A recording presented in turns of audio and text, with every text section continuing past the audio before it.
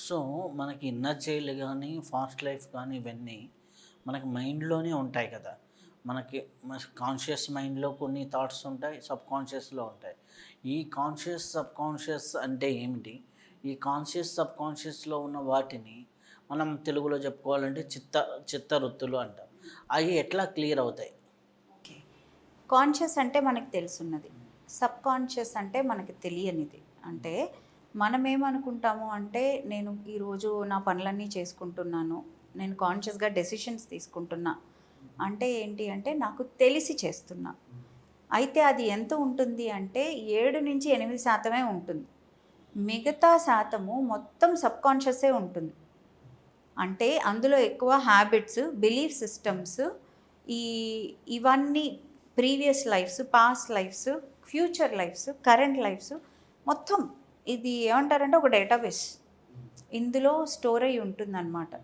So, కాన్షియస్‌గా మనం చేసేది కొంతవరకే తెలిసినా ఇప్పుడు ఎలా ఉంటుందంటే నేను ఈరోజు బైక్ డ్రైవ్ చేస్తున్నా. నేను నా డెస్టినేషన్‌కి ఫోన్‌లో మాట్లాడుకుంటూ కూడా రీచ్ అయిపోతా. రోజు వెళ్ళే దారే కాబట్టి అది నాకు తెలుసు. దానికి నేను బుద్ధి పెట్టి ఆలోచించాల్సిన పనుండదు. అదేమవుతుందంటే ఆటో పైలట్‌లో సబ్‌కాన్షియస్ అనేది యాక్టివేట్ అయిపోతూ ఉంటుంది. అలా యాక్టివేట్ అయిన సబ్‌కాన్షియస్ మనల్ని ఇక్కడి నుంచి అక్కడికి తీసుకెళ్ళిపోయింది. అంటే అలాగే మన మెమరీ కూడా సబ్‌కాన్షియస్‌లో ఉంది కదా! ఇది ఏదైనా కావచ్చు. ఇన్నర్ చైల్డ్ కావచ్చు, పాస్ట్ లైఫ్ కావచ్చు.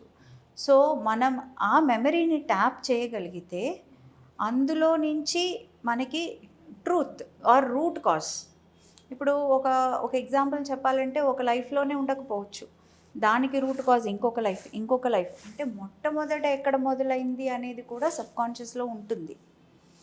దీన్నే మనం ఆకాషిక్ రికార్డ్స్‌లో చూడడం అని కూడా అంటారు. ఓకే. సో, ఆకాషిక్ రికార్డ్ కూడా సబ్‌కాన్షియస్‌లోనే ఒక పార్ట్. యూనివర్స్‌లో ఉంటుంది. ఆకాశంలో ఒక పెద్ద డేటాబేస్ లాగా ఉంటుంది. దానికి కీపర్స్ ఉంటారు అని చెప్తాము. కానీ ఇది కూడా సబ్‌కాన్షియస్‌లోనే ఒక పార్ట్. ఆ రికార్డ్‌ని ఓపెన్ చేసినప్పుడు ఇలా జరిగింది. ఇది మార్పు చెందొచ్చు. అంటే ఏంటి అంటే మెమరీ. మెమరీ నా బిలీఫ్ సిస్టమ్‌ని బట్టే ఆ మెమరీ క్రియేట్ అయింది. ఇప్పుడు నేను మనీ అనేది చాలా కష్టంగా సంపాదిస్తేనే వస్తుంది అని నమ్మాననుకోండి, ఆ మెమరీ అనేది నా సబ్‌కాన్షియస్‌లో స్టోర్ అయింది. అది ఎలా వచ్చింది ఆ మెమరీ? నేను ఎవరినో ఒకళ్ళని చూడబట్టో, నా పేరెంట్స్‌ని చూడబట్టో, నా చుట్టుపక్కల ఎన్విరాన్మెంట్‌ని చూడబట్టో వచ్చింది. ఇది నా సబ్‌కాన్షియస్‌లో ఉంది. ఇప్పుడు నేను ఆ మెమరీని ట్యాప్ చేసినప్పుడు దాంతో మాట్లాడే అవకాశం దొరుకుతుంది. ఆ అవకాశం దొరికినప్పుడు నువ్వు అలా ఫీల్ అవ్వాల్సిన అవసరం లేదు. You can fearlessly earn income అనేది దానికి చెప్తే అదే హీలింగ్. ఓకే. అదేంటవుతుంది?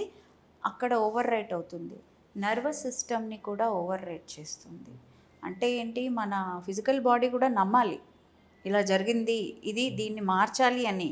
ఇక్కడే ఉంటే సరిపోదు. రియాలిటీలోకి రావాలి. సో, అదొక ప్రాసెస్, ఇదొక ప్రాసెస్. 2 రకాల ప్రాసెస్‌లు చేసి దాన్ని మారిస్తే అప్పుడు రియాలిటీ అనేది మారుతుంది. ఎందుకు? ఎందుకు మారాలి రియాలిటీ అంటే ఒక థాట్‌కి ఒక ఎమోషన్ జోడిస్తేనే అప్పుడు ఒక విజువలైజేషన్ వస్తుంది. ఈ 3 కలిపే ఒక రియాలిటీ క్రియేట్ అవుతుంది. Thought plus emotion plus visualisation. Visualisation. Okay. So, ఈ మూడిటిని బట్టి మనకి ఈ ప్రస్తుత ప్రపంచం అంటారు కదా! ఇది ఒక రిఫ్లెక్షను, ఇది మాయ, మనం క్రియేట్ చేసుకున్నదే అని. ఎలా చేస్తున్నాము? ఒక ఆలోచన, దాంతోటి ఒక ఎమోషను, ఒక విజువలైజేషన్. ఈ మూడిటిని కలిపి మనం ఈ రియాలిటీని క్రియేట్ చేసుకోగలిగినప్పుడు ఇంకో రియాలిటీని కూడా చేసుకోవచ్చు కదా! సో, అలా ఆ డైరెక్షన్‌ని చూపించడము, అటువైపుగా అడుగులు వేయించడమే హీలింగ్. సో, అలా మారుతాయి. అయితే కొంతమందికి ఇప్పుడు ఫైనాన్షియల్ ప్యాటర్న్స్ ఉంటాయి. కొంతమందికి ఇంకొక రకమైన ప్యాటర్న్స్ ఉంటాయి. ఒకరికి మ్యారేజ్ లైఫ్ బ్రేక్ అయిందనుకో, ఫస్ట్ మ్యారేజ్ బ్రేక్ అవుతుంది, సెకండ్ మ్యారేజ్ బ్రేక్ అవుతుంది. ఒకే తప్పు రిపీటెడ్‌గా ప్యాటర్న్స్‌లో చేస్తూ ఉంటారు. దీనికి కారణం ఏంటి? దాన్ని తీసేయొచ్చా? తీసేయొచ్చు. ఇప్పుడు ఒకటే తప్పు అంటే ఇప్పుడు ఎలా ఉంటుంది అంటే ఒక వుమన్ ఉంది. హ్మ్. ఇది ఒక కేసు విశాఖపట్నం నుంచి వచ్చిన కేసే. సో ఒక లేడీ ఉంది. ఆ లేడీ తన లైఫ్లో తను కానీ తన సిస్టర్స్ కానీ ఎవరూ కూడా మ్యారీడ్ లైఫ్ని హ్యాపీగా తీసుకోలేకపోతున్నారు. ఎందుకు అంటే వాళ్ళు వాళ్ళ పేరెంట్స్ని ఎప్పుడూ హ్యాపీగా చూడలేదు. సో 0 to 8 ఇయర్స్ లోపల ప్రతి వాళ్ళకి వాళ్ళ సబ్కాన్షియస్ మెమరీ చాలా ఫీడింగ్ అవుతుందన్నమాట. అంటే మనం బోల్డన్ని ఆలోచనలు దానికి ఇస్తాము, చూసినవన్నీ గ్రహిస్తాము, అవన్నీ దానికి రియాలిటీ క్రియేట్ చేసుకునే స్థితి దానికి 0 to 8 ఇయర్స్ మధ్యలో వస్తుంది. ఈ టైంలో వాళ్ళు ఆ సిబ్లింగ్స్ ఎవరైతే 4 అక్కచెల్లెళ్ళు 5 అక్కచెల్లెళ్ళు వాళ్ళు ఇదే చూశారు. ఏం చూశారు అంటే ఎప్పుడూ కొట్టుకుంటూనే ఉంటారు. వాళ్ళ మధ్యలో సరిగ్గా లేదు, మదర్ అండ్ ఫాదర్ మధ్యలో. కానీ కలిసే ఉన్నారు, విడిపోలేదు, కలిసే ఉన్నారు. అంటే వీళ్ళు తీసుకున్న మెమరీ ఏంటి, వీళ్ళకి అర్థమైంది ఏంటి అంటే ప్రేమ అనేది ఇలాగే ఉంటుంది, దీన్నే నేను యాక్సెప్ట్ చేయాలి, దీని నుంచి నేను ఇంకొక రకంగా ఆలోచించక్కర్లేదు, ఇంతే, ఇదే తీసుకున్నారు. సో పెళ్ళిళ్ళు అయ్యాయి, ఎవరికి సంతోషం లేదు, ఎవరిది చూసినా ఇలాగే ఉంది లైఫ్. అయితే అటుపక్క హస్బెండ్ సంతోషంగా లేడు, వీళ్ళు లేరు. అంటే ఇది ఏమైందంటే వీళ్ళ లైఫ్లో ఇంకా ఇంతకు ముందు కూడా రిలేషన్షిప్స్ ఉన్నా అవి కూడా ఇలాగే ఉన్నాయి, తర్వాత పెళ్ళిలోకి వెళ్ళినా అది ఇలాగే ఉంది. అంటే ఏంటి అంటే వీళ్ళ బ్లాక్ ఏంటి అంటే ప్రేమ అంటే ఇంతే, there is no other way, ఇది ఇలాగే ఉంటుంది అని నమ్మారు. కాబట్టి దానికి వాళ్ళకి విజువలైజేషన్ ఆల్రెడీ ఉంది, ఎమోషన్ ఉంది, థాట్ ఉంది, వాళ్ళు రియాలిటీ దాన్నే అట్రాక్ట్ చేసుకున్నారు.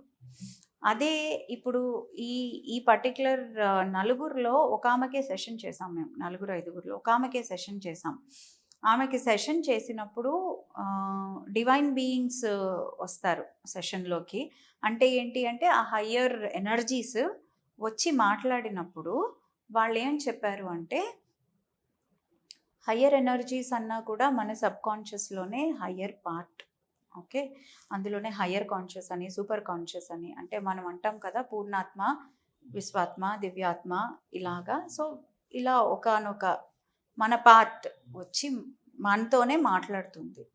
అలా మాట్లాడినప్పుడు వాళ్ళు చెప్పారు ఇది బిలీఫ్ సిస్టమ్, ఇందులోనే ఉండిపోయారు, ఈ నర్వస్ సిస్టమ్ కూడా ఇదే నమ్ముతోంది, జస్ట్ ఇన్ కేస్ మంచి వాళ్ళు వచ్చినా వీళ్ళు తీసుకోవట్లేదు. సో ఆ ప్యాటర్న్ని కట్ చేశారు, తీసేశారు. అంటే ఏంటి, ఒక తాడులాగా క్రియేట్ అయింది, ఆ తాళ్ళని అందరి దగ్గర నుంచి తీసేస్తే ఈ ఒక అమ్మాయి చేయించుకోవడం వల్ల వాళ్ళ సిస్టర్స్వి కూడా కరెక్ట్ అయ్యాయి, ఈ అమ్మాయి కూడా బెటర్గా ఉంది ఇప్పుడు. సో వీళ్ళు మల్టిపుల్ సెషన్స్ కోసం వస్తారు, కానీ మేము ఎంతవరకు అవసరమో అంతవరకే చాలండి, మీరు ఇక్కడి నుంచి మీరు పని చేసుకోవాలి, ఓకే, మీ బిలీఫ్ సిస్టమ్ మీద మీరు పని చేసుకోవాలి, ఈ ఎక్సర్సైజెస్ చేయండి అని చెప్పి పంపించాం. ఇట్లాగా క్లియర్ అయింది.